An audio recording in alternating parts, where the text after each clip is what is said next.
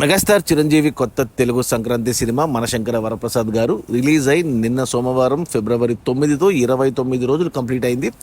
ఈ 29 రోజుల gross collections చూస్తే తెలుగు రాష్ట్రాల్లో ఈ సినిమా 229 కోట్లు గ్రాస్ కలెక్ట్ చేస్తే కర్ణాటక మరియు ఓవర్సీస్ నుంచి 71 కోట్లు గ్రాస్ వచ్చింది. అలా టోటల్గా 29 రోజుల్లో చిరంజీవి సినిమా 300 కోట్లు గ్రాస్ కలెక్ట్ చేసింది. ఇక ఈ 300 కోట్ల గ్రాస్లో థియేటర్ల రెంట్లు, గవర్నమెంట్ ట్యాక్సులు, ఖర్చులన్నీ పోను. డిస్ట్రిబ్యూటర్ షేర్ వచ్చేసి 181 కోట్లు ఉంది. ఈ సినిమా బడ్జెట్ 200 కోట్లు అయితే 120 కోట్లకు డిస్ట్రిబ్యూటర్లకు అమ్మారు. 120 కోట్లు వెనక్కి వచ్చి మరో 61 కోట్ల లాభాలతో సినిమా బ్లాక్ బస్టర్ అయింది.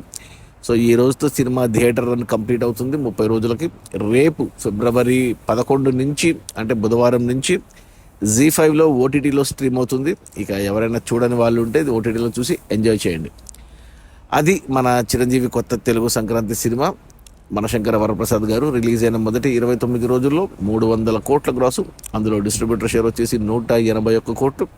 సినిమా బడ్జెట్ 200 కోట్లు అయితే 120 కోట్లకు డిస్ట్రిబ్యూటర్లకు అమ్మారు. 120 కోట్లు వెనక్కి వచ్చి మరో 81 కోట్ల లాభాలతో సినిమా బ్లాక్ బస్టర్. ఇక రేపటి నుంచి జీ5లో స్ట్రీమ్ అవుతుంది. Okay, bye.